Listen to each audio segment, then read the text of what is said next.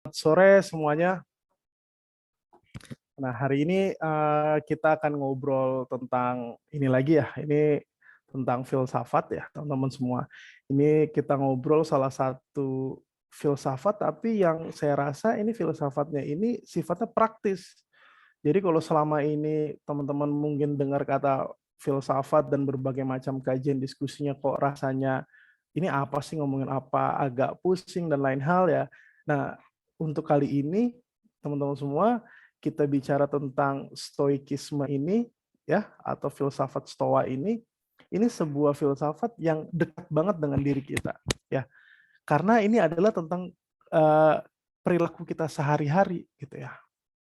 Dan filsafat stoa ini ajarannya sudah jauh banget ya, dari 500 tahun sebelum Masehi. Akan tetapi sempat hilang dalam artian karena dunia khususnya setelah Renaisan ya, masa pencerahan, modern dan lain hal sempat hilang. Akan tetapi sekarang nih ya, sekarang sudah mulai naik daun lagi filsafat stoik ini teman-teman semua ya. Karena berbagai macam hal. Salah satu yang teman-teman angkat ini kan tadi ada era disrupsi gitu ya. Ini salah satu hal yang menjadikan filsafat stoa ini, ya filsafat stoik ini juga naik gitu kan teman-teman semua. Ya sebentar, saya sambil cek mic dulu nih. Oke. Nah, mungkin ini ya satu ralat di poster kan tadi stokisme ya. Itu salah ya tulisannya. Stoikisme gitu ya. Stoik gitu ya. Jadi mungkin nanti supaya nggak salah kalau teman-teman ingin cari materi ya. Nah, nanti teman-teman semua materi ini teman-teman bisa download di website saya ya, di websitenya di sini. Nanti teman-teman download aja. Tapi belum saya post nih, masih di draft. Ya nanti saya post, teman-teman bisa download ya di sini nih ya. Kalau mau download beberapa materi lain silahkan teman-teman semua kalau ada yang relevan dengan teman-teman. Oke, kita mulai aja nih ceritanya ya teman-teman semua. Saya punya waktu berapa lama nih moderator nih? Waktunya 45 menit, itu 30 menit buat materi dan 15 menit untuk sesi tanya, Mas. Oh, 30 menit untuk materi, 30 menit. Ya. Aduh, teman-teman semua ya, nanti kita cukupkan aja ya seperti apa ya. Soalnya takutnya ini nih, apa namanya, entah sampai atau enggak ya. Jadi mungkin kita bisa ketemu lagi. Kalau ada kebingungan silahkan tanya saya ya di Instagram saya di @berfilosofi, Instagram saya. Soalnya takutnya 30 menit nggak cukup nih untuk memaparkan sebuah apa ya, pedoman hidup nih, kita sebut pedoman hidup ya. Sudah kelihatan ini share screen-nya teman-teman? Sudah terlihat. Sudah ya. Nah, teman-teman ya, kita mulai materi ini, teman-teman kita bisa taruh perhatian terhadap apa yang akan kita pelajari ya, karena bagi saya pribadi ini menjadi salah satu perspektif yang pantas untuk kita pelajari saat ini, apalagi di tengah hidup ketidakpastian. Ya, kita hidup ini saat ini di tengah ketidakpastian karena adanya COVID, ya sudah mulai muncul-muncul lagi situasi mau perang dunia gitu kan. Sudah begitu dengan teknologi yang cepat kita banyak gangguan dan lain hal. Nah, ini bagi saya patut untuk kita pelajari salah satu filosofi ini ya teman-teman semua. Ya, jadi ini filosofi ini adalah dalam bahasa Indonesia stoikisme gitu ya, stoikisme. Ya, ini dalam bahasa Inggris stoicism gitu ya, dalam bahasa Inggris. Ya teman-teman semua, kita sebut kadang stoa atau stoik ya kita sebutnya. Ya. Untuk orang-orangnya kita sebut sebagai oh ini misalnya kamu pelaku stoik, kita sebut sebagai stoik gitu ya, orang untuk orang-orangnya. Ya. Nah, hari ini kita coba bahas ya, saya takutnya nggak cukup, jadi ini mungkin sebuah pengantar bagi kita semua mengenal ya, paling tidak mengenal oh ada ya salah satu pandangan hidup dalam dunia ini, salah satunya adalah stoicism ini ya.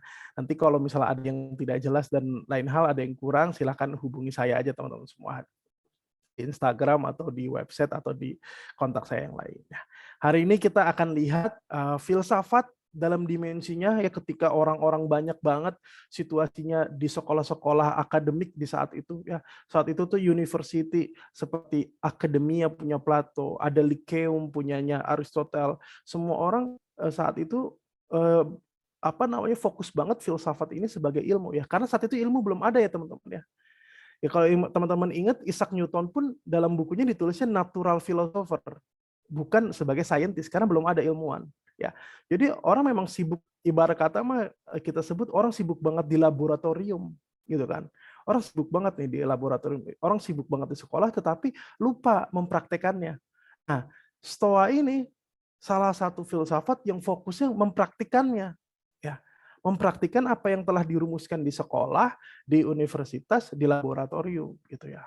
Nanti kita akan bahas itu, dan salah satunya bagaimana perubahan ke era yang namanya Helenistik. Nah, ini era yang sangat luar biasa sekali karena ini salah satunya juga sebagai titik puncak juga dalam apa ya, akulturasi budaya Yunani ke Eropa dan Asia gitu ya, dan bahkan Afrika kita bisa katakan.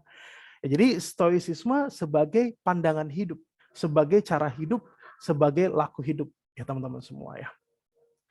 Nah, pertama teman-teman ya, kita ambil dulu secara definisi filosofi gitu ya. Pasti mungkin teman-teman sudah banyak tahu ya filosofi itu secara akar kata dari philo dan sophos. Ya, philo itu artinya mencintai.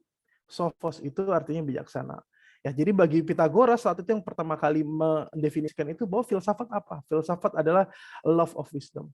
Maksudnya apa gitu kan? Kata mencintai ini teman-teman semua adalah bagaimana kata kerja. Ya, kalau ditanya mencintai sampai kapan mencintai? Kalau misalnya teman-teman saya tanya sama pacarnya kan gitu, mencintai pacarnya sampai kapan? Ya, kadang tulis selamanya, sampai akhir hayat misalkan gitu. Ya, tandanya apa? Tandanya ini adalah sebuah aktivitas mencintai yang tidak akan pernah habis ya. Karena bijaksana itu berarti kita terus menerus ya. Nah, itulah yang diinginkan juga oleh stoicisme tadi. Bahwa tindakan yang nanti kita pelajari, tindakan-tindakan stoa ini harus dikerjakan terus menerus sampai akhir hayat kita. Gitu ya. Lalu kita lihat, oh filsafat itu apa gitu ya teman-teman semua. Filsafat ini adalah kalau kita lihat dari early filosofi ya, dari filosofi dulu awal-awal mula di 500 tahun sebelum Masehi, ini khususnya filsafat itu bertujuan untuk membangun tentang bagaimana apa namanya dunia itu seperti apa. Tetapi pandangannya itu yang koheren, tersistematis dan memadai. Umumnya akan bicara tentang apa itu manusia, ya. Bagaimana itu benar, bagaimana itu salah. Ya, mengapa ini benar, mengapa itu salah. Ya, apa itu masyarakat, mengapa kita harus bernegara, kenapa kita harus berbangsa, kenapa kita harus bermasyarakat, gitu ya. Kita di sana menjawab pertanyaan itu ya. Mereka menjawab itu di university saat itu, ya, di akademia, di Lyceum dan lain-lain. Ya. Lalu transisi ke zaman yang namanya Helenistik. Ya, sebelumnya filsuf-filsuf sebelumnya seperti Socrates, Plato, Aristoteles yang termasyhur itu ya di awal Yunani. Lalu ketika itu Aristoteles menjadi penasihat, ya menjadi gurunya siapa? Alexander Agung, Alexander the Great. Ya, dia menjadi tutornya tuh. Datanglah dia jauh-jauh ke Makedonia. Ya, Makedonia itu teman-teman, ya di mana Makedonia? Coba kita lihat. Ini adalah empire-nya dari kerajaan, teman-teman ya, dari kerajaan si apa namanya Alexander Agung ini. Ekspansinya Alexander Agung. Dari ujung sini ya, dari ujung ya kita lihat dari ujung sini sampai ujung sini. Ya, segini itu kerajaannya dari si Alexander Agung. Ya, ekspansinya. Yang pertanyaan Makedonia di mana gitu ya. Makedonia itu adanya di sini nih. Kecil gitu kan ya. Di sini Athena, di sini Sparta. Aristoteles ke sini nih. Ya, ngajarin dari si Alexander Agung. Tapi bayangin ya, ini luas sekali sampai ke India, ke Afrika, ke Arab sini, sampai ke India teman-teman. Itu apa namanya ekspansinya Alexander Agung, Alexander the Great gitu ya. Jadi dan ini semua Yunani yang kecil ini diakulturasi ke seluruhnya gitu ya. Jadi bertemu sama Buddhisme, bertemu sama Hindu ya, bertemu sama apa Arab di sini, Islam, bertemu sama Kristen, Yahudi dan lain hal. Dan ini adalah zaman Helenistik gitu kan, di mana Alexander Agung menguasai hampir setengah dunia mungkin gitu ya. Kalau secara hiperbola kita katakan. Ya dari Makedonia yang kecil ini bisa sampai ke sini. Dan kenapa namanya Helenistik kan gitu ya? Karena Hellas itu artinya Greek Hellas. Artinya Yunani Hellas itu. Ya. Helazein itu artinya to speak Greek, yang orang yang ngomong pakai bahasa Yunani. Makanya disebut namanya Hellenistic. Ya. Ketika era ini sebanyak ini orang benar-benar berbudaya secara budaya Yunani gitu ya. Sampai dialeknya dialek Yunani, sampai India sini jauh ya, besar sekali. Ya di sini ya ini kita yang paling berpengaruh tentu ya Alexander the Great. Ya Alexander Agung. Lalu di sini coraknya filsafat lebih arah filsafat praktis sebagai pedoman hidup. Ya, sebelumnya filsafat adanya di dalam laboratorium istilahnya ya. Filsafat ada di sekolah, sekarang kita terapkan di sini. Hellenistik ini. Dan tentu karena sampai India, Afrika, India ya, jadi Eropa, Afrika, Asia sampai ke sana, maka sangat plural sekali di zaman itu.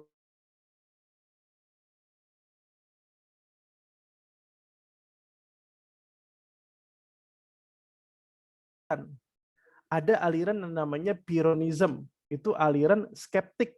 Ini orang-orang yang skeptik ya. Ini orang sering bilang mirip Buddhisme gitu ya. Yang dia inginkan adalah ataraksia, keadaan yang tenang ya. Ataraksia, keadaan yang tenang, yang mana di sini kita harus menahan diri terhadap putusan-putusan diri kita. Ya, jadi sebelum kita bisa memutuskan harus ragu dulu ya. Harus ragu dulu. Ada lagi Cyrenaic ya, teman-teman semua.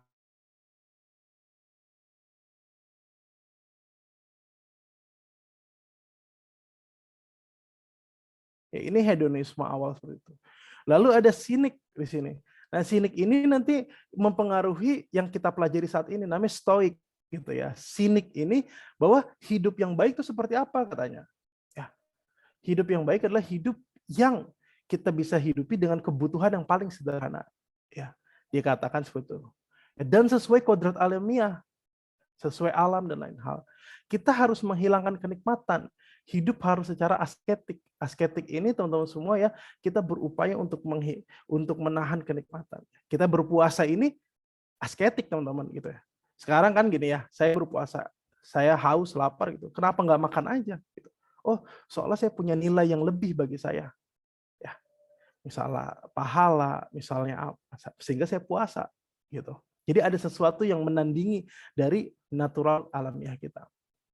Ya. Lalu ada peripatetik. Nah, ini lanjutan daripada murid-muridnya Aristoteles ya, sekolahnya Aristoteles. Lalu ada ini versus nih. Ada Epicurean. Ini dari nama tokoh namanya Epicurus ya, dan Stoicism. Ya, yang kita pelajari. Kalau Epicurus ini sangat empiris orang-orangnya ya, dan dia ini sangat sederhana. Orangnya hanya tinggal di taman, hanya minta makanan seadanya, roti dan susu, jangan yang lain-lain katanya. Nah, sedangkan Stoicism ini salah satunya adalah yang kita pelajari ini sama dengan Cynics ya. Bagaimana kita melihat kodrat alamiah kita ya. Dan mengembangkan tentang apa? Kontrol emosi yang jadi utama ya. Kontrol emosi, ketabahan, kesabaran gitu ya.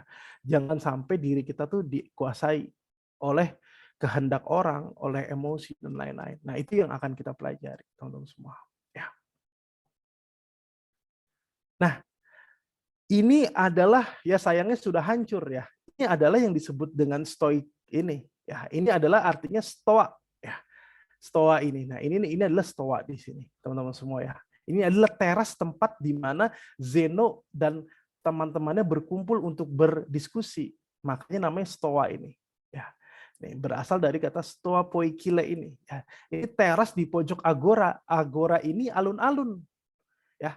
Alun-alun alun-alun batu. Nah, ini alun-alun di zaman di Athena ini. Agora itu artinya. Dan di pojokan ada sebuah teras namanya teras ini. Ada poikile ini karena ada di situ ada lukisan. Nah, ini tempat nongkrongnya Zeno ya, sebagai pendirinya Stoicism ini. Zeno ini nongkrong di sana berdiskusi tentang bagaimana hidup yang baik ya. Sehingga di masa itu di zaman Aristoteles, Socrates, Plato sampai ke zaman ini pembicaraan selalu tentang apa? Yaitu bagaimana sih hidup yang baik sesungguhnya, gitu ya. Nah, ini pembicaraan selalu di situ ya, pembicaraan mereka. Ya. Nah, ini pendirinya adalah Zeno. Ya. Sebelumnya dinamain Zenonism, cuman wah jangan deh, nanti malah disangkanya ini pemujaan, katanya kan gitu. Jangan deh, jangan nanti malah pemujaan. Jadi gantinya lah stoa gitu ya teman-teman semua. Yang kita pelajari ini stoa. Ya, tempat nongkrongnya Zeno dan kawan-kawan yang akhirnya berpengaruh sampai kerajaan Roma, ya sampai di era Romawi, teman-teman semua. Nah, ini adalah 3 pilar utama yang walaupun saya nggak akan membahas banyak-banyak deh di sini. Soalnya ini sangat filosofis, tapi saya akan kasih tahu ini 3 pilar utama. 3 pilar utama yang mendasari filsafat ini. Ya, secara akademik. Ya. Pertama, filsafat ini sangat mendasari pada logika. Logika ini menjadi fondasi yang paling harus dimiliki seseorang. Ya, saya rasa setiap mahasiswa dimanapun berada pasti di semester pertama ada pelajaran logika. Ya, ada nggak kira-kira di bahasa Inggris ada nggak logika? Adanya waktu semester 1 ini filsafat ilmu, Mas. Oh, filsafat ilmu. Ya, biasanya nanti ada belajar logika dan apa ya. Di ini saat ini filsafat stoik ini didasari pada logika. Makanya teman-teman semua nanti kita akan lihat bagaimana ketika memutuskan sesuatu pakai logika gitu. Jangan sampai emosi dan lain hal. Apalagi tak ada logika gitu kan, seperti lagunya Agnes kan. Itu udah nggak bisa gitu ya. Logika ini menjadi dasar. Jangan sampai kita terjebak sesuatu yang irasional. Nanti belajarnya teman-teman semua ya belajar tentang yang namanya logika stoik. Silakan teman-teman pelajari. Ya, kalau teman-teman pernah belajar logika ada namanya silogisme. Ya, silogisme tentang bagaimana inferensi, penyimpulan. Ada premis mayor, premis minor, kesimpulannya. Ya, semua makhluk hidup akan mati. Saya makhluk hidup, maka saya akan mati. Nah, ini silogisme seperti itu. Ya, saya rasa di SMA juga pernah belajar. Ya. Tetapi di sini nanti agak berbeda dengan silogismenya Aristoteles yang lebih kemana-mana ya, lebih dipelajari di mana-mana.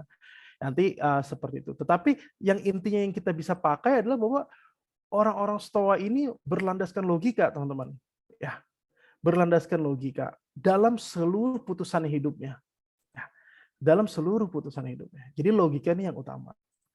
Lalu dari logika kita harus mengenal tentang fisik, tentang dunia, gitu ya. Lalu bagaimana pandangan orang-orang Stoa ini terhadap dunia? Gitu.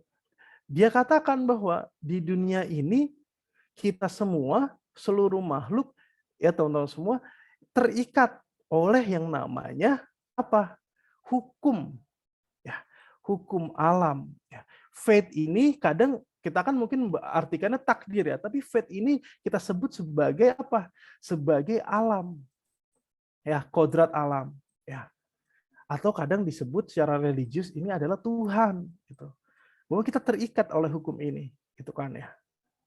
Kita terikat oleh hukum ini, sehingga kita harus menyadari nih, ya karena kita terikat, maka kita pakai logika harus tahu kira-kira yang dimau alam seperti apa sih, gitu. Misalnya ya, logika sederhana yang secara apa namanya etika lingkungan, manusia butuh oksigen, gitu kan? Apakah ya manusia secara alamiah butuh oksigen? Apakah benar tindakan merusak lingkungan? Gitu kan? Sudah jelas-jelas manusia butuh oksigen gitu kan? Oksigennya salah satunya dari lingkungan misalnya. Ya bisa dari pohon, bisa dari laut ya. Jadi gimana ini gitu kan kalau tindakan itu karena ini berarti itu tindakan yang salah gitu kan. Tindakan yang salah. Lalu jadi kita tahu ya di sini ada hukum alam bahwa hidup yang baik tadi adalah hidup yang mengikuti alam gitu ya. Mengikuti kodratnya ya.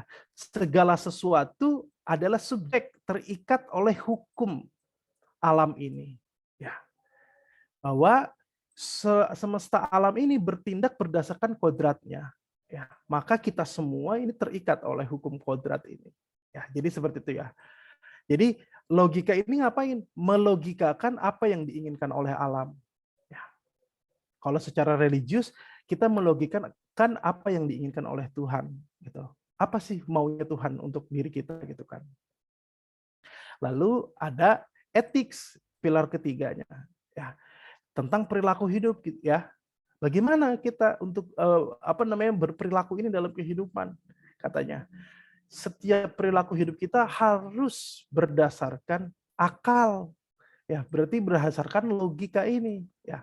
Logika menalarkan lewat fisik, logika mendasari pada etik gitu kan. Ya, jadi fisik itu kita dari logika kita ambil, oh ini kemauannya alam, ini kemauannya Tuhan. Ketika kita tahu kemauan alam dan kemauan Tuhan, maka kita terapkan kepada perilaku kita gitu. Oh ini gitu, nggak boleh merusak lingkungan, nggak boleh seperti ini. Ya, jadi seperti itu ya teman-teman ya. Nah, dikatakan bahwa ya ada sebuah miskonsepsi. Kadang orang menganggap orang-orang stoik ini orang-orang yang ini ya, orang-orang yang nggak punya rasa. Karena di rata-rata di pembicaraan stoik ini untuk menghilangkan emosi, ya, untuk menghilangkan emosi. Tetapi ini salah gitu. Bukannya berarti orang stoik ini dia nggak suka sebuah kenikmatan dan lain hal, nggak seperti itu. Tetapi tolong, kalau kita memutuskan suatu hal, jangan emosi menjadi pusatnya ya. Ya, kita memutuskan suatu hal tapi gara-gara emosi ya. Nggak boleh gitu kan. Ya, kita memutuskan hal harus pakai logika gitu ya. Makanya dibilang apa namanya, stoa ini dia tidak bermaksud untuk menghilangkan emosi, tetapi gitu ya, maksudnya emosi ini ditahan supaya ketika seseorang ini ingin memutuskan, dia mendapatkan keputusan yang jelas ya, dan juga hatinya tenang gitu ya. Jadi jangan emosi ini kan lagi kesel banget dan lain hal ya, totonya menyesal gitu kan. Berantem sama pacar, beradu argumen, terus putus. Besoknya nyesel gitu. Karena apa? Emosi gitu kan. Karena ketika seseorang sudah pakai logika, dia nggak menyesal. Dia sudah clear ya. Kita sadar pada diri kita gitu ya. Jadi harus pakai logika ya. Logika itu penting. Nah, lalu setelah itu apalagi dalam etika bahwa seseorang harus berlaku ya sesuai dengan kebajikan. Di zaman itu ada namanya cardinal virtue, ya kebajikan utama, yaitu kebijaksanaan, keberanian, keadilan, dan kontrol emosi. Itu zaman itu ada namanya cardinal virtue, itu kebajikan yang utama di zaman itu. Ya, ini harus dilakukan ya. Dan ini melakukan hal-hal ini, teman-teman semua, dengan cara apa? Harus secara konstan, terus-menerus. Ya. Ketika gini, teman-teman semua, ya, apakah seseorang bisa disebut dermawan ketika dalam tanda petik baru sekali berdonasi? Kebetulan lagi jalan sama pacar, supaya kelihatan orang baik, orang yang apa namanya dermawan, saya ngasih ke seseorang gitu misalnya, ngasih ke pengamen, ngasih ke pengemis gitu. Nah itu salah gitu. Bahwa dermawan ini adalah sebuah karakter yang didapatkan karena dia terus menerus gitu ya. Terus menerus dia memberikan donasi dan lain hal ya. Yang diinginkan adalah konstan, tindakan yang konstan gitu ya. Sebentar ya, azan soalnya teman-teman. Oke, Mas.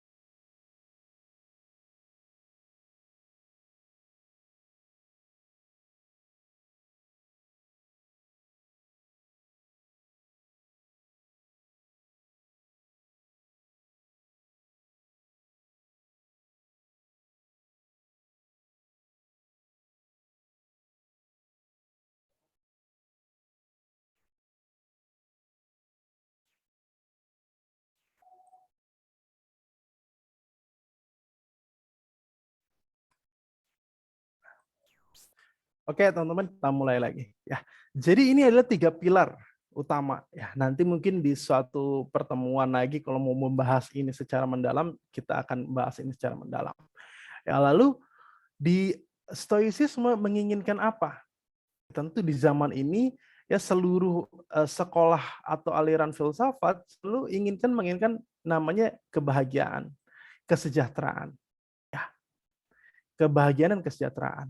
Yang itu namanya, ini adalah bahasanya Aristoteles, ini namanya eudaimonia, yaitu kebahagiaan atau kesejahteraan. Kesejahteraan ini didapatkan via apa? Ya tadi ya ada tadi apa namanya logik, fisik dan etik. Dan ini diwujudkan dalam yang namanya ataraksia. Ataraksia ini artinya tenang, ketenangan. Ini artinya tranquility, ini artinya ketenangan. Ya, untroubled by external thing, tidak terganggu dari sesuatu yang di luar diri kita. Dan dia sifatnya benar-benar dia tidak terganggu. Ya, sebentar lagi ada nih yang diganggu nih, yang lebaran nih, ntar buat meme ditanya, ya udah punya pacar belum? Udah lulus belum? Skripsinya udah beres belum? Kok nggak lulus-lulus ya? Kok nggak nikah-nikah? Kok nggak kerja-kerja? Nah, itu kan external things gitu kan.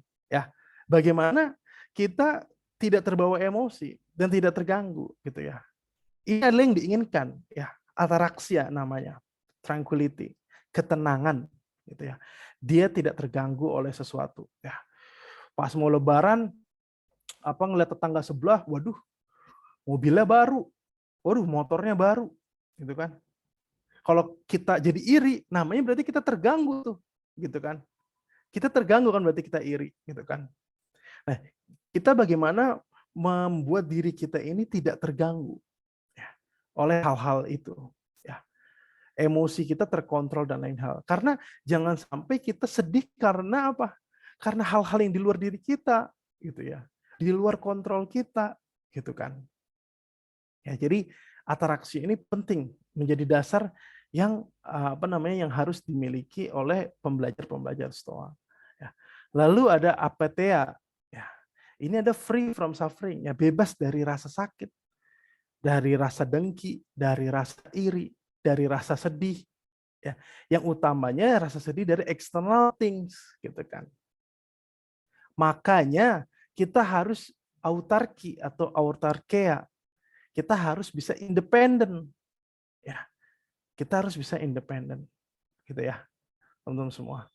Ya, pertama harus kita sadari, ya, kita harus tahu keadaan diri kita. Kita harus tahu diri kita sendiri. Ya, Socrates dari awal mengatakan, ya harus mengetahui atau mengenali diri kita sendiri. Ya, know themselves katanya. Ketahui dirimu sendiri, gitu ya. Jangan sampai kita terganggu sama hal-hal di luar diri kita yang bahkan di luar kontrol kita. Ya kan, yang bahkan di luar kontrol kita. Nah, sehingga kita bisa terbebas dari rasa sakit, rasa iri, rasa dengki dan lain hal. Ya, salah satunya juga lewat bagaimana self sufficiency ya. Kita bisa independen, kita merasa cukup. Ya, ini tentang kita merasa cukup, tentang kita independen, autarkeia ini tentang juga tentang rasa bersyukur. Ya, ini sebenarnya bagi saya Stoik ini memang mirip-mirip dengan secara religius, mirip-mirip dengan Islam, dengan Kristen gitu ya. Mirip sekali ya. Terus beberapa part juga mirip banget dengan Buddhisme, khususnya di ataraksia, di apatheia ini, ya, dan juga mirip Hindu. Jadi ini memang sebenarnya berdekatan dengan diri kita gitu ya, dengan hal-hal ini. Cuman ini mungkin mengingatkan kita dari perspektif lain ya. Jadi Stoikisme ini mengajarkan kita harus meningkatkan kontrol diri. Ya, juga ketabahan gitu ya, ketaatan dan menghilangkan emosi-emosi. Jangan sampai emosi ini yang ambil panggung dalam diri kita. Khususnya dari memutuskan sesuatu hal dalam perbuatan kita dan lain hal ya. Kita harus menahan diri ya, suspension of judgment ya. Epoke dalam bahasa itu ya, bahasa Yunaninya. Ya, dan memberikan waktu dan ruang berpikir ya, agar pikirannya kita jadi tenang, jadi jelas, tidak bias ya, sehingga kita dapat memahami fisik ini, memahami kalau misalnya dari secara filsafat memahami universal reason atau logos, mungkin kalau secara Islami atau secara religius kita memahami apa yang diinginkan oleh Tuhan sebenarnya gitu. Ya. Maka setelah dapat memahami, kita dapat meningkatkan kadar morality kita gitu ya, kadar virtu dalam diri kita gitu ya. Nah, ini tokoh utama dalam filsafat stoikisme ya. Saya hanya ambil beberapa, teman-teman semua ya. Teman-teman bisa pelajari banyak di luar ya. Ini apa namanya? Kita bisa lihat banyak sekali tokohnya ya teman-teman semua ya, dari zaman 330 sebelum Masehi ya sampai Marcus Aurelius sampai zaman Romawi, teman-teman ya. 200 setelah Masehi, 180 setelah Masehi gitu ya. Ini banyak sekali yang saya ambil, salah satunya adalah tentu ya pendirinya.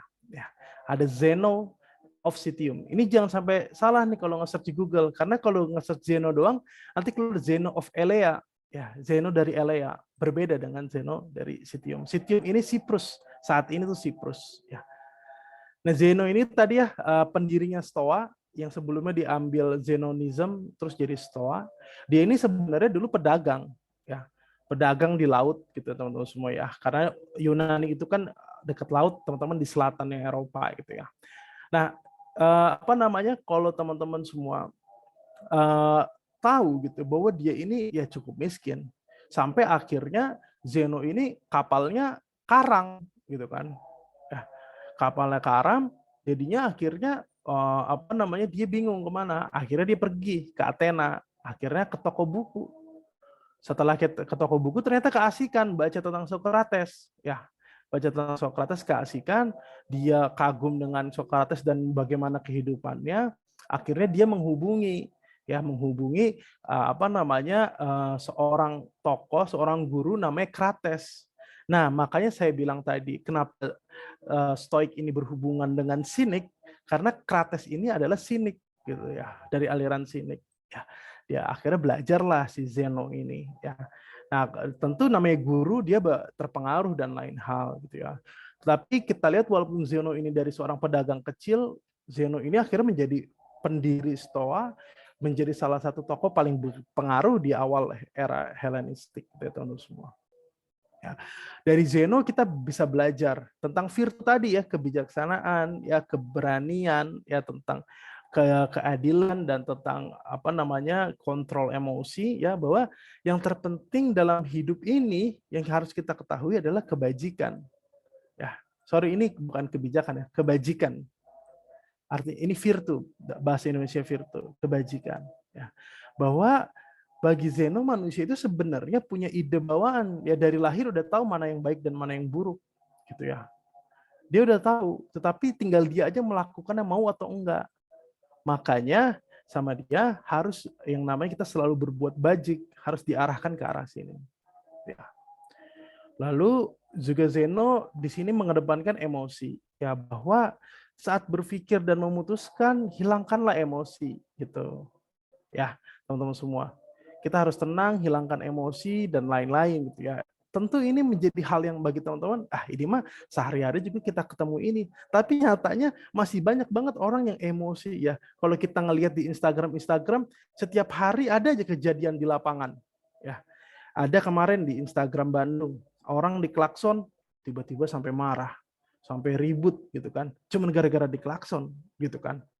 Ya, jadi sesungguhnya ini hal-hal sederhana yang kita ketemui dalam sehari-hari, tapi kita sering lupa nih. Ya, emosi sampai memukul dan lain hal. Wah, ya teman-teman semua ya. Nafsu, ya, karena nafsu sampai lupa dan lain hal. Kejadian-kejadian kan seperti itu banyak ya. Korupsi, perkosaan, ya, pemukulan, pengeroyokan dan lain-lain gitu kan.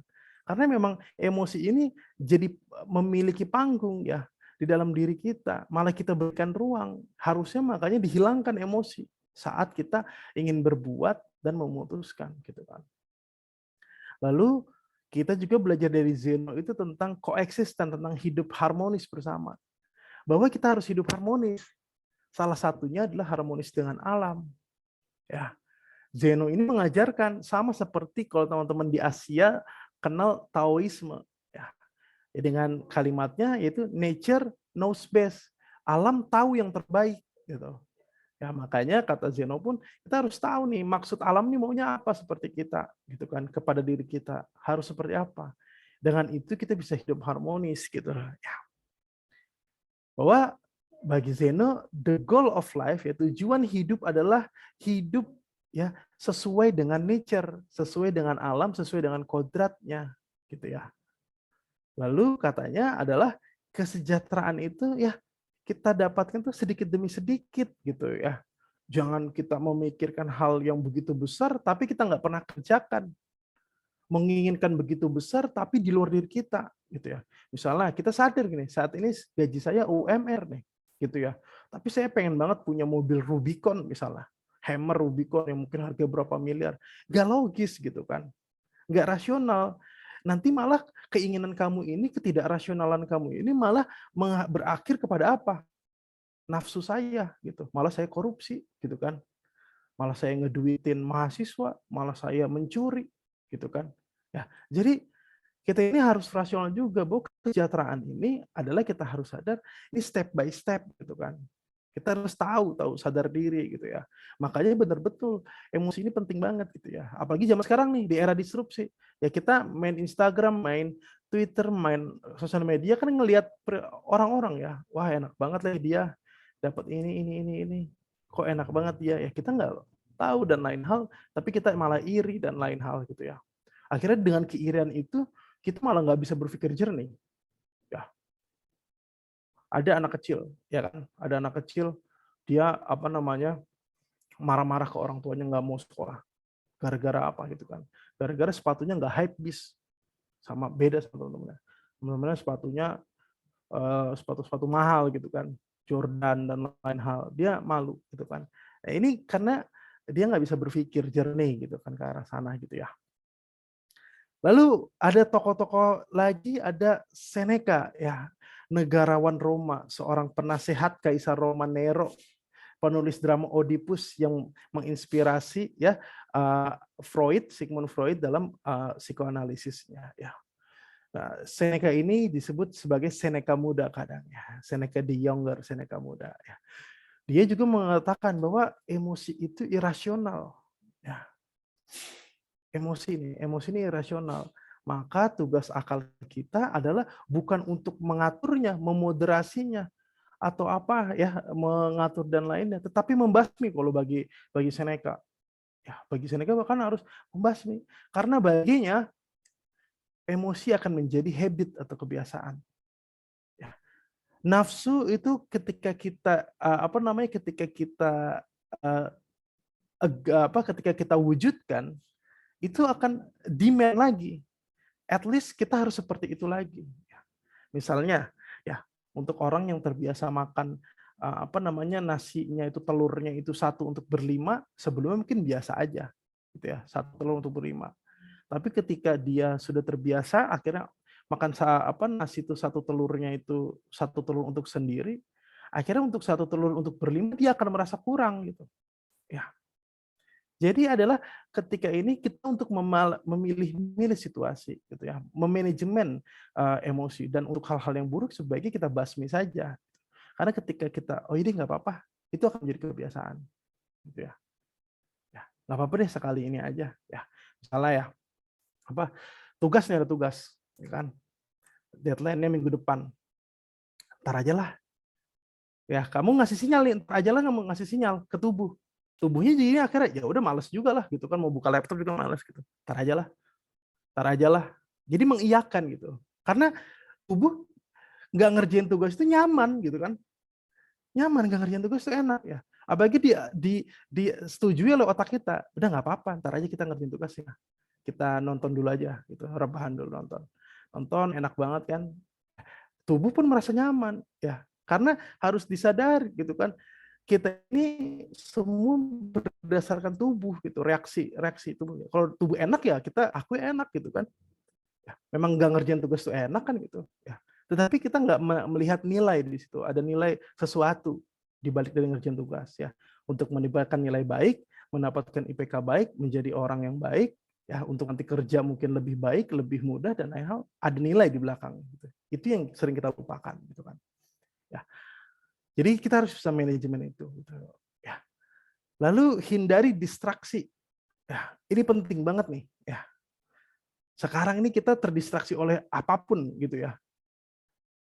handphone itu udah sumber distraksi yang paling nyata gitu ya. Saya lagi ngapa-ngapain juga tiba-tiba ada handphone, jadi lupa mau ngerjain apa gitu kan. Ini sungguh distraksi ini saat ini benar-benar menjadi hal yang apa namanya, yang menjadi utama gitu. Mungkin kita lihat remeh gitu, alah cuma berapa detik ngelihat Instagram, ngelihat Facebook, tapi pas balik lagi ke laptop pas mau ngerjain nge-blank lagi gitu. Nah jadi akhirnya distraksi ini membuat pekerjaan kita nggak selesai dan lain, itu kata Seneca udah dari zaman dulu seperti itu teman-teman, ya. Belum lagi ada orang yang sukanya itu suka banyak hal, ya. Lagi seru main gitar, baru bisa ngegenjreng, udah bosan, suka sama yang lain lagi, akhirnya nggak jago-jago juga main gitar, cuma bisa genjreng doang, gitu kan. Yang diinginkan Seneca tuh apa gitu. Nah, ini ada hubungannya dengan dalam esainya ya, The Shortness of Life. Ya, ditanya, ini gimana nih hidup ini kok katanya dia bilang pendek banget hidup ya kita gitu kan. Ya life ekspektasi kita sedikit banget gitu. Pengen ngelakuin banyak hal susah. Kata Seneca, bukannya kamu nggak sulit untuk menyelesaikan banyak hal, soalnya kamu banyak melakukan hal gitu. Soalnya kamu ngelakuin hal ini, hal itu. Ya, yang diinginkan Seneca ada salah satunya adalah bagaimana kita selesaikan dulu apa yang menjadi prioritas kita gitu ya. Selesaikan dulu gitu. Diinginkan Seneca itu seperti itu. Hilangkanlah segala distraksi apa gitu ya dan lain-lain. Selesaikanlah dulu satu ini ya. Jadinya kamu menyelesaikan hal. Jadi kamu merasa adanya sebuah perasaan enak kan ketika kita ngerjain sesuatu kan, alhamdulillah udah beres nih. Ya kan enak gitu kan. Nah, rasa itu keluar gitu. Karena kita banyak melakukan hal yang tertinggal-tinggal nih, ya. Kita banyak menumpuk gitu kan. Nah, itu bagi Seneca kita seharus menghindari itu ya. Nah, terus juga kata Seneca, bagaimana menanggapi hidup kita yang pendek ini gitu kan. Katanya ya makanya carilah aktivitas yang bermakna ya. Bukan dari keterpaksaan, bukan dari disuruh dan lain-lain, tapi oh memang saya inginkan ini gitu ya. Saya inginkan ini dan ini bermakna bagi saya. Dan kata Seneca jangan terlalu ambisius gitu. Ya. Mengharaplah yang sederhana, yang kecil dahulu. Nah, ini seolah kita kan kadang wah ambisinya besar sekali, kita pengen ini pengen itu, tapi kadang kebanyakan ngebayangin doang gitu ya. Tapi malah karena besarnya ambisi kita, besar juga bebannya gitu ya. Makanya lebih baik dikerucutkan gitu ya. Dan Seneca pun mengajarkan hidup modestly ya, sederhana ya. Hiduplah sesederhana mungkin gitu kan. Bagi Seneca seperti itu ya, untuk semua. Lalu dia katakan, ya bagaimana sih kebahagiaan sesungguhnya? Jangan lupa katanya, berikanlah ruang untuk kamu menikmati hidup kamu, gitu ya. Dia bilang, kebahagiaan sesungguhnya, dia bilang true happiness ya, kebahagiaan sesungguhnya adalah untuk menikmati saat ini tanpa cemas ya, tanpa bergantung ya, tanpa cemas kepada masa depan, gitu kan. Ya, dan juga tidak dibohongi atau tidak dihibur dengan apa? Cita-cita. Besok saya bakal jadi orang kaya. Tapi saat ini kita mager-mageran gitu kan, mau ngapa-ngapain gitu kan. Ya. Jadi kita tuh justru bagi Seneca dengan kita membuat sebuah cita-cita yang sangat tinggi ya, itu malah sifatnya jadi membohongi atau menghibur psikologi kita doang. Ya, padahal kita nggak gerak sampai sana gitu kata dia. Ya, makanya kata Seneca lebih baik little by little aja gitu kan. Less expecting terhadap suatu hal supaya kita nggak kecewa besar juga gitu ya. Ya makanya kita jangan katanya jangan bercita-cita tinggi, berharap tinggi, itu hanya menghibur diri aja gitu ya. Terus kata dia, ya mensyukurilah apa yang kita punya, apa yang kita miliki ya. Yang itu sebenarnya adalah cukup. Ya, ya. Kalau bisa kita menginginkan apa? Sedikit aja, jangan banyak-banyak gitu ya. Bagi dia, the greatest blessing of mankind are within us ya. Jadi yang adalah sebuah rahmat, sebuah rahmat bagi kita, sebuah rasa syukur bagi kita adalah yang di dalam jangkauan kita. Ya, di dalam jangkauan kita, itu yang terpenting gitu kan. Ya. Nah itu ya, a wise man is content with his lot, ya, without wishing for what he has not. Jadi tentang apa yang kita miliki nih, manajemen nih, ya, tentang apa yang kita miliki. Jadi ini Seneca mengajarkan seperti ini ya, dan utamanya ini nih, ya, apalagi tadi dengan tema kita disrupsi ya, kita kan lupa nih untuk menikmati saat ini, ya, lupa untuk menikmati saat ini kita, ya. Karena kita fokus banyak sekali pekerjaan, ya, banyak sekali kerjaan ini itu, demand pekerjaan ini, tugas banyak sekali dan lain hal sampai kita lupa menikmati hari ini, gitu ya, teman-teman semua. Ya.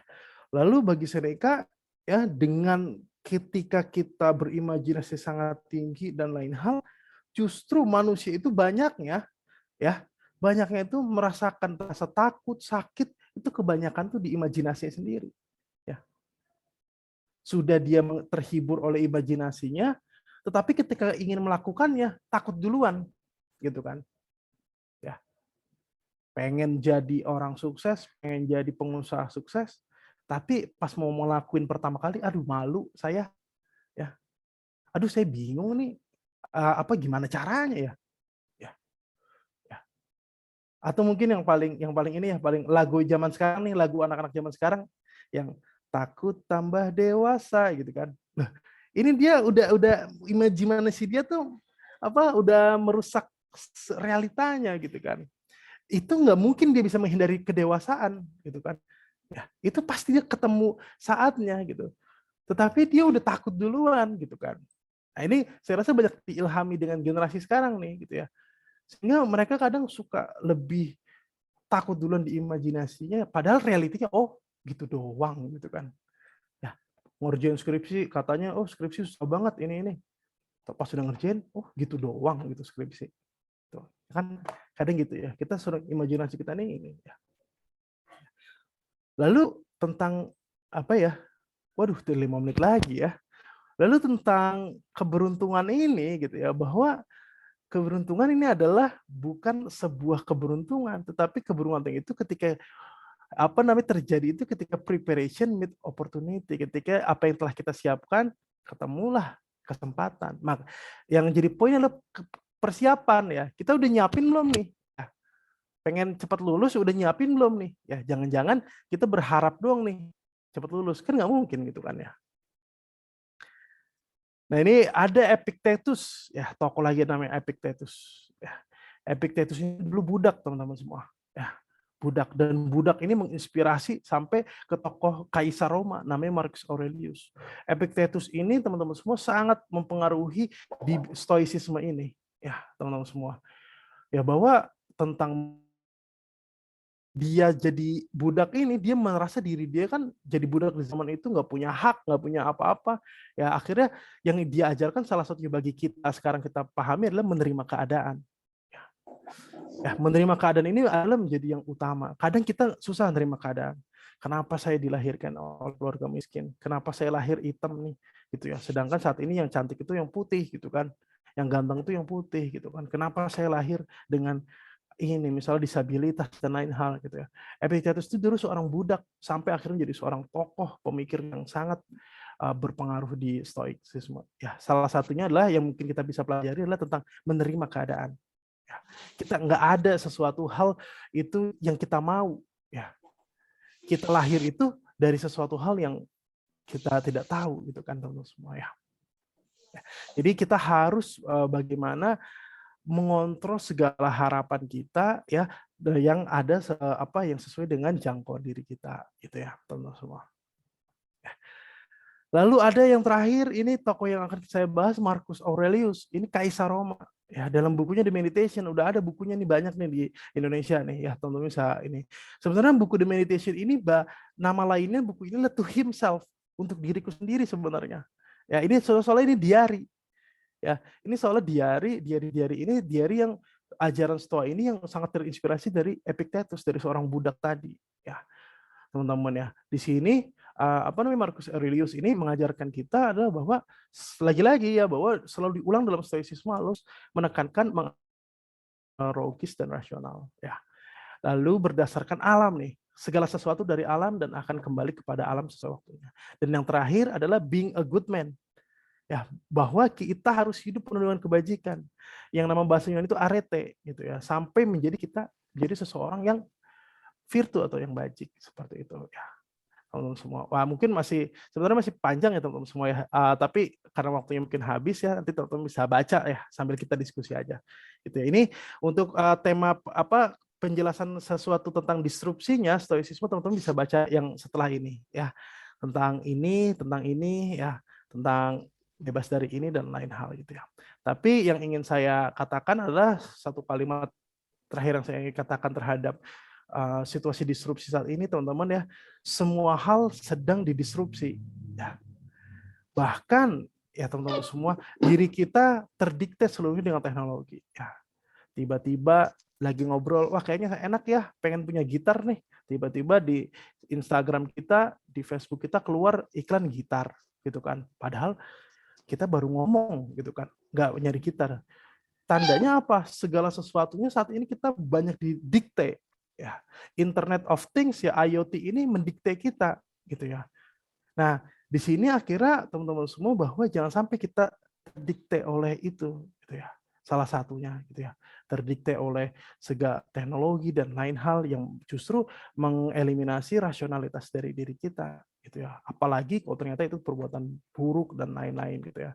Dan tentu salah satunya terakhir lagi bahwa saat ini kita hidup itu uncertain ya, tidak menentu. Saat ini kita masuk tahap yang tidak menentu, sehingga mungkin saat ini salah satu yang harus kita sadari adalah untuk beradaptasi gitu ya, menikmati dan menggunakan apa yang ada yang kita miliki, dan salah satunya juga ya jangan lupa bahagia saat ini kita teman-teman semua ya. Oke, mungkin segitu dari saya teman-teman ya, karena singkat sekali 30 menit ya, mungkin teman-teman bisa baca materinya nanti, linknya saya akan berikan ke teman-teman ya di website saya aja ya, ntar saya posting. Ya silakan saya balik ke moderator. Baik, terima kasih Mas Alfi atas pemaparan materi tentang stoicisme. Berikutnya adalah sesi tanya jawab dari peserta kepada pemateri. Apakah ada yang ingin bertanya? Jika ada yang ingin, silakan raise hand dan nyalakan mikrofon, dan juga jika berkenan menyalakan kamera. Atau juga bisa menggunakan fitur chat yang ada di Zoom untuk menanyakan pertanyaannya.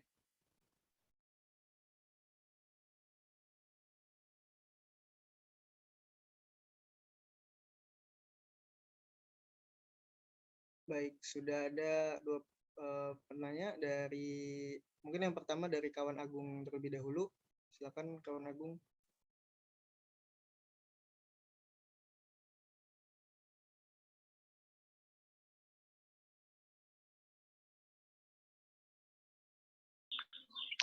Cek apakah suara saya terdengar?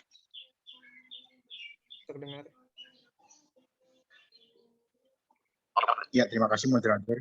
Jadi saya ingin menanyakan terkait dengan pernyataan terakhir dari pemateri tadi ya, yang mengenai kalau bisa kita itu jangan didikte gitu, diusahakan jangan sampai didikte. Tapi dari kecil ya sistem khususnya di negara kita ya, itu udah dalam tanda kutip mendikte kita gitu. Yang dari kita TK, dari kita SD, bahkan ketika kita kuliah pun masih didikte gitu. Dengan cara skripsi yang seperti ini, metodenya seperti ini, terus mata kuliah yang kita tidak bisa memilih, tanda kutip ya, kita nggak bisa milih. Misalkan ada orang-orang yang katakanlah jurusan A gitu. Ya mata kuliahnya kan setiap kampus akhirnya beda-beda, dan pada akhirnya kita nggak bisa menentukan kita belajar apa yang kita suka. Dan sebenarnya kebutuhan sendiri kan yang mengertikan dari kita. Tapi ya bagaimana kita istilahnya menghindari didikte, tapi kalau sistem kita masih memaksa kita untuk didikte. Terima kasih.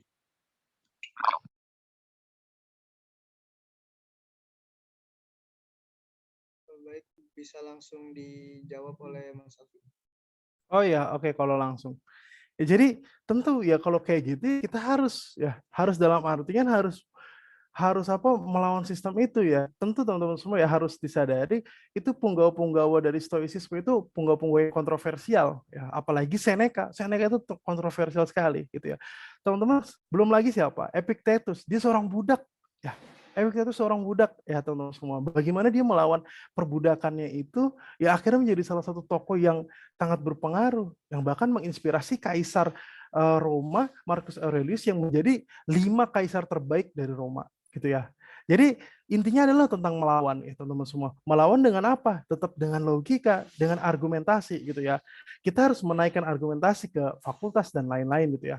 Kebetulan misalnya salah satunya ada ya, kalau misalnya kayak saya di Fakultas Filsafat ini masuknya liberal arts gitu ya, di mana saya bisa masuk ke beberapa kampus, beberapa fakultas lain untuk belajar mata kuliah di kampus itu ya. Misalnya saya dari filsafat butuh di politik, saya ke FISIP gitu ya. Di UGM saat itu seperti itu saya pas kuliah gitu ya. Lalu saya rasa dengan salah satunya misalnya ya saat ini menteri kita di dalam Merdeka Belajar ini lagi mengupayakan nih ya. Saya rasa banyak mengupayakan ketika orang yang mau kuliah di kampus lain pun bisa gitu ya saat ini ya di dalam di kurikulum Merdeka Belajar gitu kan.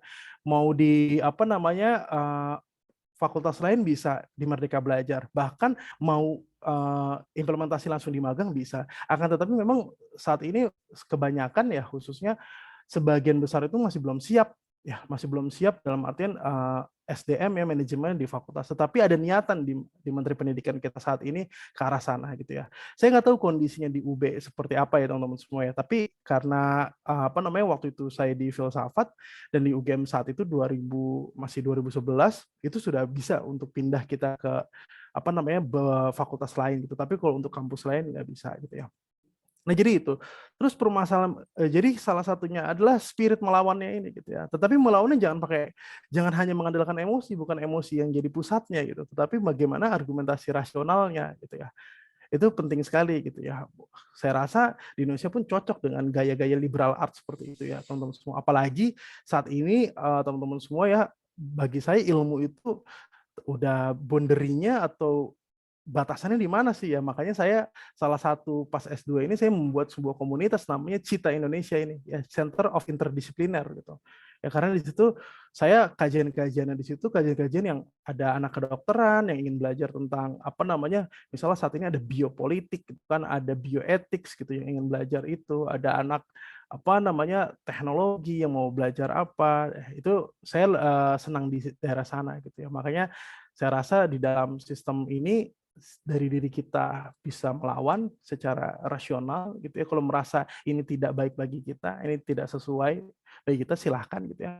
Tetapi teman-teman juga saya rasa kalau untuk saat ini Menteri Pendidikan pun lagi berupaya ke arah sana kayaknya di kurikulum Merdeka Belajar gitu. Saya rasa seperti itu ya teman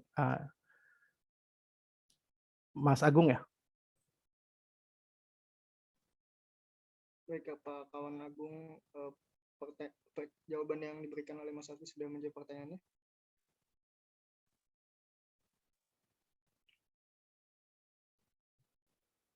Halo, kawan Agung.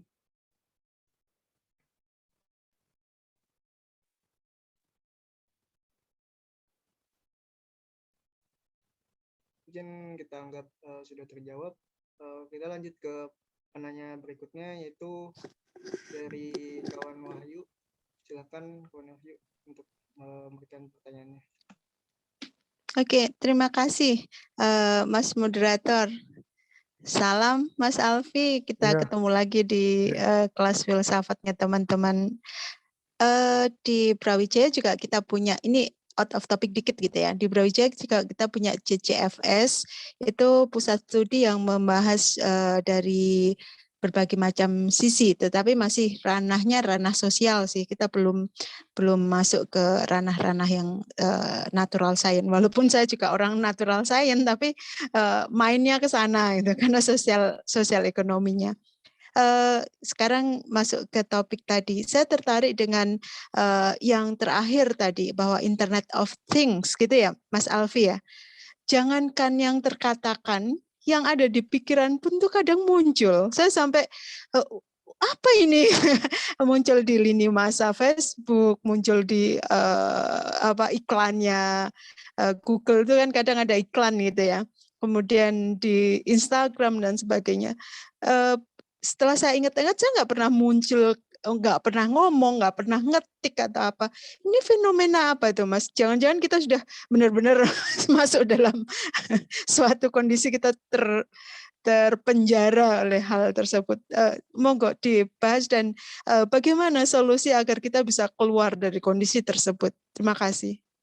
Iya, Mbak Wahyu dan teman-teman ya. Jadi bahwa tadi karena materinya tidak selesai ya, ada satu hal penempatan yang jadi utama ya. Pertama di Stoa itu yang setelah Marcus Aurelius itu ya ada salah satu materi saya teman-teman baca adalah tentang menaruh perhatian gitu ya. Bahwa teman-teman semua ya, manusia ini berbeda dengan makhluk lainnya. Ya, makhluk lain itu ada jiwa vegetatif, ya tanaman. Ada binatang tuh jiwa animal, gitu ya, vegetative soul dan animal soul. Tapi manusia ini ada rational soul. Nah, ada satu keunikan tuh yang diinginkan alam atau inginkan Tuhan kepada manusia itu adalah realizing something, menyadari sesuatu. Ya. Itu tandanya menaruh perhatian, gitu. Maksudnya dalam konteks Mbak Wahyu ini apa, gitu kan ya? Bahwa dikte teknologi ini membuat kita tidak menaruh perhatian terhadap hal-hal tertentu. Ya, tiba-tiba lagi nggak mau ngapa-ngapain, muncul ini, kita akhirnya malah membeli sesuatu. Ya, jadi impulsif. Kita lagi apa namanya terdikte dengan misalnya yang paling saya takutkan saat ini ya, misalnya ngomongin Tesla gitu, teman-teman ya, ngomongin Tesla gitu. Kita nyantai naik mobil nyantai kan ya di Tesla, nyantai mobilnya jalan sendiri ya. Tapi kalau teman-teman tahu ya di sebentar saya buka di MIT buat sebuah ini ya survei namanya Moral Machine. Ya, Moral Machine ini teman-teman silakan bisa akses ya. Moral Machine ini di mana teman-teman nanti diharapkan mengisi itu untuk menentukan. Jadi dia akan menskenariokan mobil Tesla-nya ini, autonomous driving-nya ini error, remnya blong. Ya, nanti di depan ini ada siapa? Ada anjing dan ada orang tua. Ya, terus teman-teman akan suruh ngisi. Kalau remnya blong si Tesla ini suruh nabrak siapa katanya. Ya, terus ada orang gemuk, ada orang kurus. Suruh nabrak siapa? Ada wanita, ada laki-laki. Nabrak siapa? Maksudnya apa? Mereka ini ngambil data ya. Akhirnya untuk menentukan ketika Tesla-nya ini nanti error, akhirnya dia akan memilih itu secara sensorik. Di depan ada kucing, di depan ada orang, milihnya nabrak kucing itu. Nah, dalam tanda akhirnya apa? Kita dikte itu gara-gara ini ya. Gara-gara teknologi ini ya, dengan kesantaian kita naik Tesla dan lain-lain nyantai-nyantai, akhirnya kita malah mengorbankan sesuatu yang tidak kita pilih bahkan gitu. Ya, teman-teman bisa akses website itu menarik gitu teman-teman semua untuk dikaji gitu. Jadi bahwa kedepannya banyak sekali pendekatan secara teknologis bagi saya yang disebut mungkin dalam teman-teman di IT itu IoT itu Internet of Things itu ya, yang apa namanya di rumah dan lain-lain gitu ya, banyak hal gitu ya. Bagi saya yang di Stoa yang ajarkan salah satunya adalah realizing something gitu, bahwa kita harus menyadari sesuatu, menaruh perhatian bahwa akal kita ini dipakai untuk menuju maksud dari alam ini maunya apa gitu ya, maksud dari Tuhan mau apa. Jadi jangan maksud dari sesuatu hal yang tidak kita putuskan seperti Tesla nabrak sesuatu tadi itu ya. Misalnya bagi saya seperti itu Mbak Wahyu dan teman-teman gitu ya. Boleh langsung ya Mas moderator ya? Boleh langsung. Boleh. Ini Mas Alfi sebenarnya yang itu karena ada data sebelumnya gitu kan ya. Itu terjadi karena ada data sebelumnya. Tapi sometimes pernah nggak Mas Alfi mengalami apa yang saya alami tadi? Misalkan saya nggak ngomong apa-apa tapi hanya di pikiran aja. Saya mikir tentang katakanlah gitar gitu ya. Oh saya pengen beli gitar. Nggak nulis, nggak apa. Tiba-tiba muncul tuh iklan gitar. Nah, itu yang saya sampai bingung, ini apa ya? Dan itu bukan cuma sekali, dan itu tidak hanya tidak teralami oleh saya aja, tapi beberapa teman yang sempat ngobrol mengalami hal yang sama. Nah, apakah kita sudah sampai di titik bahwa kita ini apa gitu? Oke, terima kasih, maaf. Iya. Ya mungkin seperti itu, memang sampai tarafnya yang parah sekali gitu ya. Iya. Kita terdikte seperti itu. Ya mungkin salah satu ajaran ini ya kita sebaiknya kita bisa menaruh perhatian gitu ya terhadap sesuatu.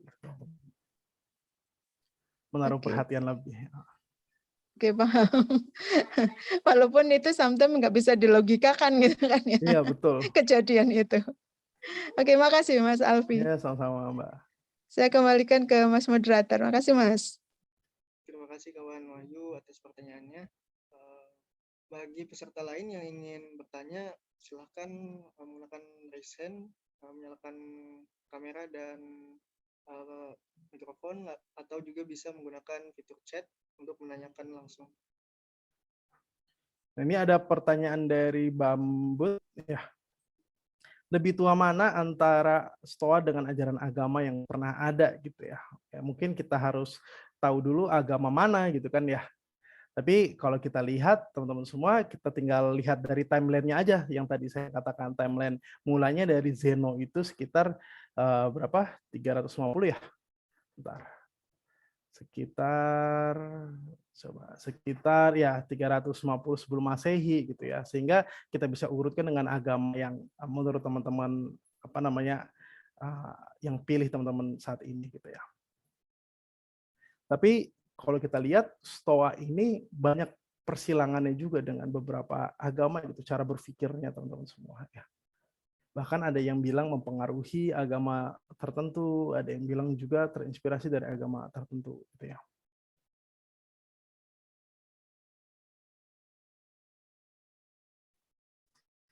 Silakan teman-teman kalau masih ada lagi. Baik, apakah kawan Bambut sudah terjawab pertanyaannya?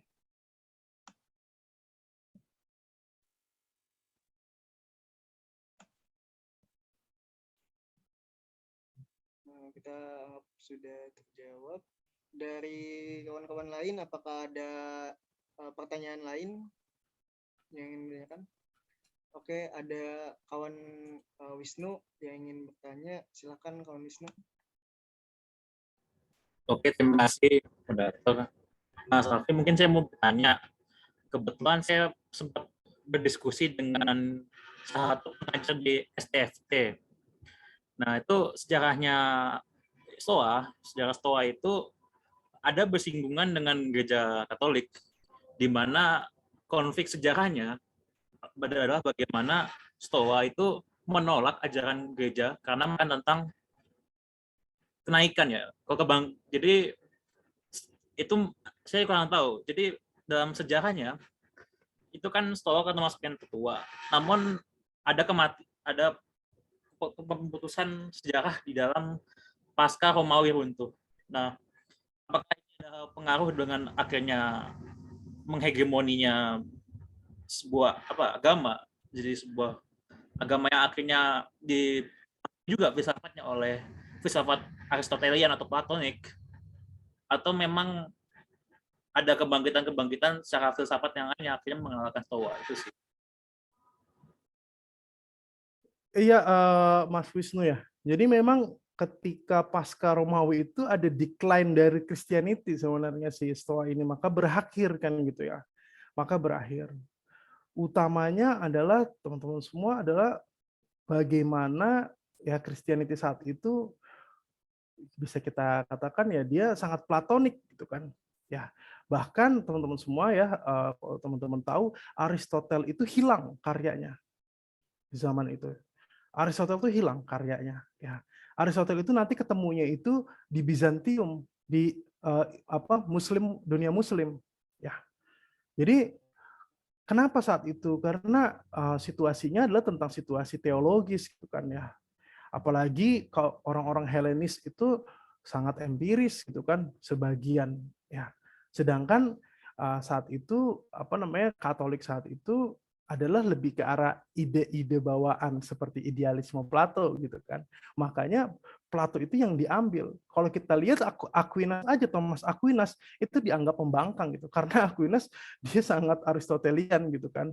Dia pembelajar Aristotelian gitu. Dia aja dianggap pembangkang Aquinas gitu ya karena dia belajar sama Aristoteles. Jadi memang situasinya filsafat yang sesuai dengan teologi, saya nggak berani mengatakan dalam artian tidak bisa sesungguhnya saya bisa katakan ini, tetapi yang secara teologis Plato itu yang sesuai dengan Katolik saat itu gitu, teologinya Katolik saat itu gitu. Sehingga karya-karya di luar itu apalagi yang empiris hilang tuh ya. Yang empiris tuh hilang udah hilang aja udah. Ya termasuk Aristotelian dan ke bawahnya gitu. Makanya memang Stoa ini salah satu yang ditolak di zaman itu gitu ya, ketika pasca keruntuhan Romawi gitu. Makanya hilang Stoa Stoa baru kembalinya lagi di abad 20, teman-teman semua ya. Ketika di mana zaman modern mungkin orang-orang udah pusing itu ya. Terhadap modern, terus kita punya sesuatu hal yang tinggi-tinggi akhirnya tidak tercapai dan lain hal ya. Ini sama ketika orang-orang kabur dari agama ke arah humanis, terus sekarang saat ini orang pengen balik lagi ke agama tapi agama yang humanis gitu. Nah, Stoa ini sama seperti itu gitu ya. Jadi mungkin gitu ya Mas Wisnu, bahwa adanya decline Stoa di zaman itu karena tidak sesuai dengan teologinya, karena saat itu Plato sangat menubuhi daripada teologinya Katolik saat itu gitu ya. Bahkan memang Aristoteles pun hilang itu karyanya itu. Jadi gitu Mas Wisnu kalau bagi saya gitu ya. Baik, apakah jawabannya sudah menjawab pertanyaan kawan Wisnu?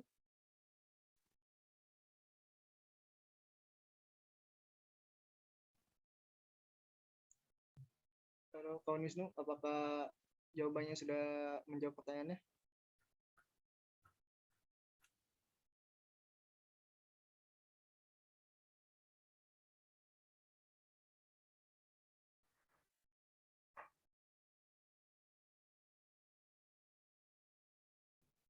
Halo, kawan Wisnu?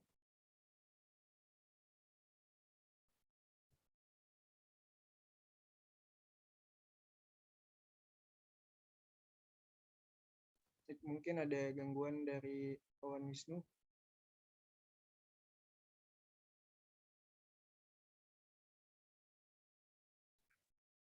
Itu adalah pertanyaan terakhir dari sesi tanya jawab kita kali ini. Mungkin bisa saya simpulkan dari materi bahwa Stoicisme itu adalah suatu filosofi yang berfokus kepada pemikiran diri sendiri yang mencoba untuk mengeluarkan pemikiran kita dari emosi yang membelenggu. Stoicisme ini merupakan filosofi yang dibuat pada waktu Yunani kuno oleh Zeno dan tersebar karena Helenisme oleh Alexander. Stoicisme ini sangat baik digunakan untuk era diskusi, terutama di era teknologi yang membuat pemikiran manusia itu terbelenggu oleh teknologi itu sendiri, seperti Internet of Things dan rekomendasi teknologi-teknologi yang membelenggu pemikiran rasional manusia, yang membuat pemikiran manusia menjadi fokus kepada emosi. Mungkin itu yang bisa saya simpulkan. Untuk sesi berikutnya adalah sesi penyerahan sertifikat kepada pemateri. Mungkin pihak yang bertanggung jawab atas penyerahan sertifikat bisa diberikan.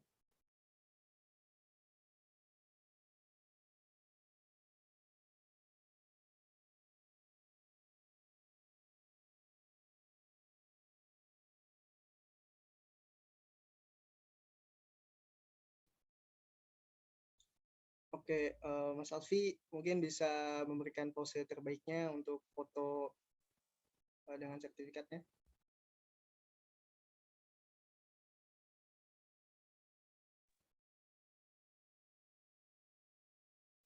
Mungkin saya hitung ya. 1, 2, 3. Apakah sudah di-foto?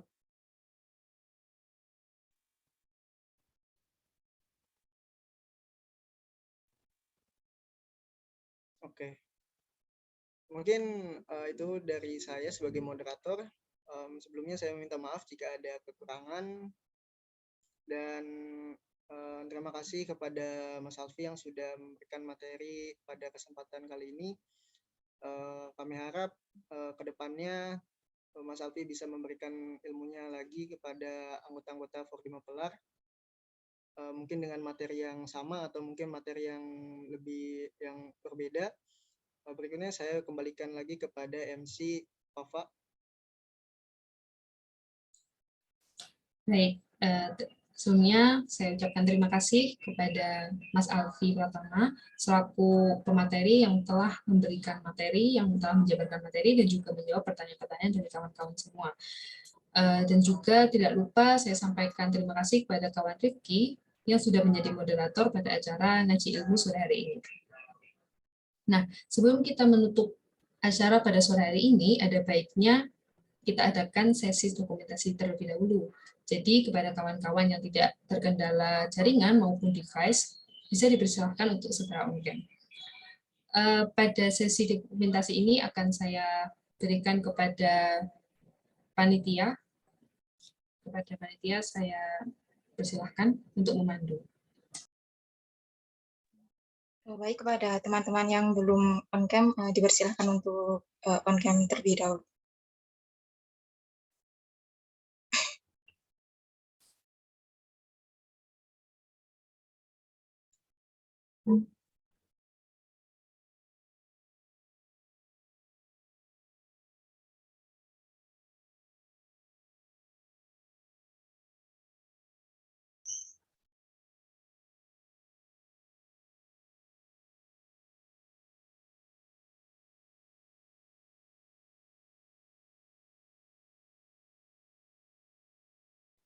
Mungkin untuk teman-teman yang lain.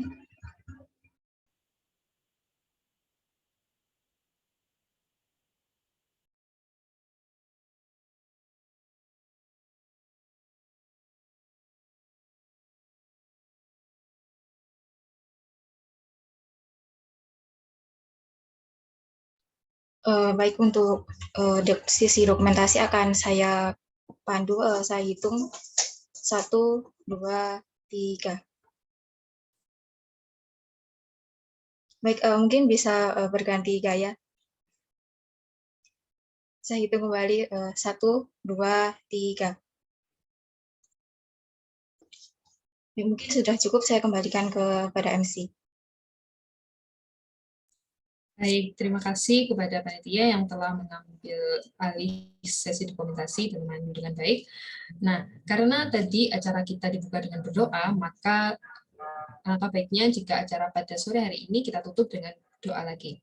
Berdoa menurut agama dan kepercayaan masing-masing, berdoa dipersilahkan.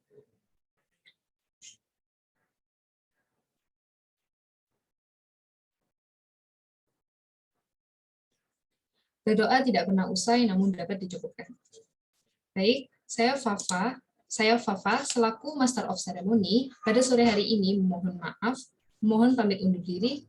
Saya mengucapkan terima kasih banyak-banyaknya kepada kawan-kawan yang telah hadir pada acara Ngaji Ilmu sore hari ini. Atas nama pribadi dan panitia, saya mohon maaf apabila selama acara berlangsung terdapat tutur kata maupun perbuatan yang kurang berkenan.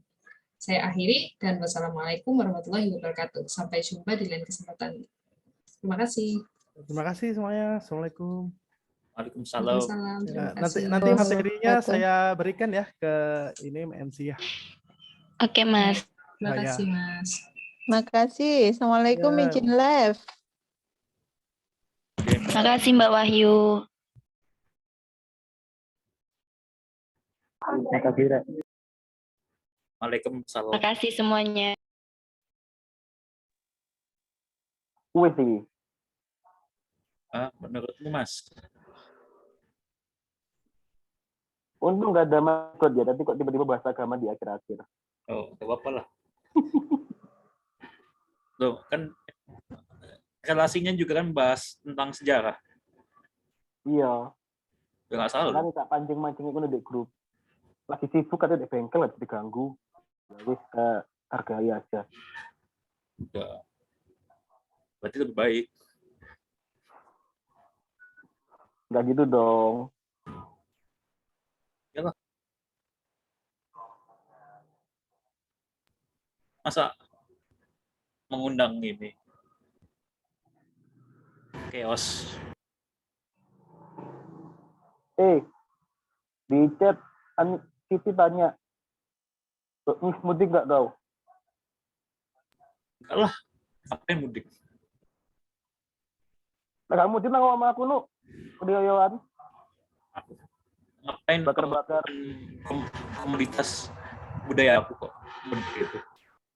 Ngono ah. Padahal tak jak nang omah ambek sapa guruman pisan.